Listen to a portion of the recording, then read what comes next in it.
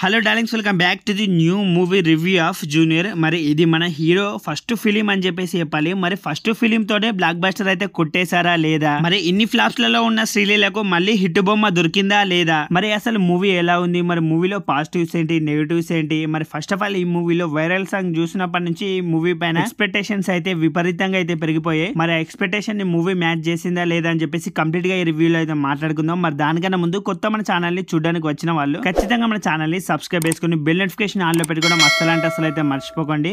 ఎందుకంటే మన ఛానల్లో మూవీకి సంబంధించిన అప్డేట్స్ కానివ్వండి, లేదంటే మూవీకి సంబంధించిన కంటెంట్స్ రివ్యూస్ వస్తూనే ఉంటాయి. కాబట్టి so subscribe to my channel guys and bell notification on లో పెట్టుకోవడం అసలు అయితే మర్చిపోకండి. మరి మనం మూవీ గురించి మాట్లాడుకోవాలంటే ఫాదర్ అద్దనుకునే కొడుకు, మరి కొడుకే కావాలనుకునే ఫాదర్, మరి కొన్ని మెమరీస్ తో మన హీరో బాధపడుతూ ఉంటాడు. మరి అసలు తండ్రిని ఎందుకు వద్దనుకుంటాడు, మరి తండ్రి నుంచి ఎందుకు దూరం వెళ్ళిపోవాలనుకుంటాడు, ఆ తర్వాత తన తండ్రి ప్రేమను ఎలా అర్థం చేసుకున్నాడు. అండ్ మీకు ఇదంతా తెలియాలంటే డెఫినెట్ గా అయితే మీరైతే మూవీని థియేటర్ లో చూసే తెలుసుకోవాలి. First of all movie positives గురించి మాట్లాడుకోవాలంటే ఫస్ట్ ఆఫ్ ఆల్ మాట్లాడుకోవాల్సింది డెఫినెట్ గా హీరో యాక్టింగ్ గురించి. మనకైతే ఫస్ట్ టైం మూవీ చేసిన ఫీలింగ్ అయితే ఎక్కడంటే ఎక్కడైతే కలగదు. అండ్ ఏదో పెద్ద స్టార్ యాక్టర్ మూవీ చూసిన ఫీల్ కలుగుతుంది మీకైతే మూవీ చూసినప్పుడు. డెఫినెట్ గా సినిమాటోగ్రఫీ అయితే మూవీలో అదిరిపోయింది నిజంగా. ఫస్ట్ ఆఫ్ ఆల్ ఆ బ్యాక్గ్రౌండ్ లొకేషన్స్ కానివ్వండి, లేదంటే ఆ విజువల్స్ కానివ్వండి, నిజంగా నెక్స్ట్ లెవెల్ అయితే ఉంది. డెఫినెట్ గా మూవీలో కొన్ని యాక్షన్ సీక్వెన్స్ అయితే ఉంటాయి, నిజంగా నెక్స్ట్ లెవెల్ లో అయితే ఉన్న యాక్షన్ సీక్వెన్స్ మాత్రం ఆల్రెడీ హీరో గారు అయితే చెప్పారు. నాకు యాక్షన్ సీక్వెన్స్ లో అయితే ఇంజురీ అయితే అయింది, 1.5 year అయితే దానికే వేస్ట్ అయిపోయిందని చెప్పేసి. అండ్ ఆ యాక్షన్ సీక్వెన్స్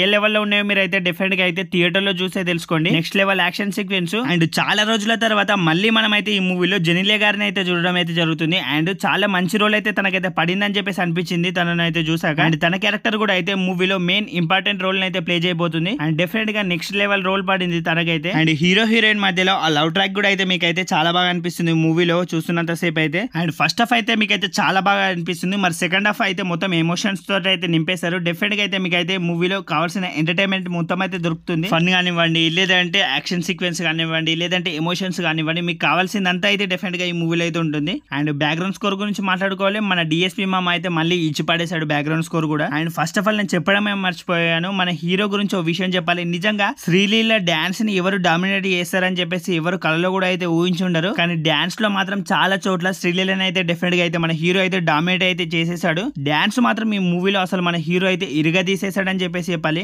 నెక్స్ట్ లెవెల్ లో చేశాడు డాన్స్ మాత్రం. అండ్ సాంగ్స్ కూడా అయితే 2-3 సాంగ్స్ అయితే అదిరిపోయాయి మూవీలో. అండ్ ఫాదర్ ఎమోషన్స్ కూడా అయితే పీక్స్ లో వర్కౌట్ అయ్యాయి చాలా సీన్స్ లో మాత్రం నిజంగా.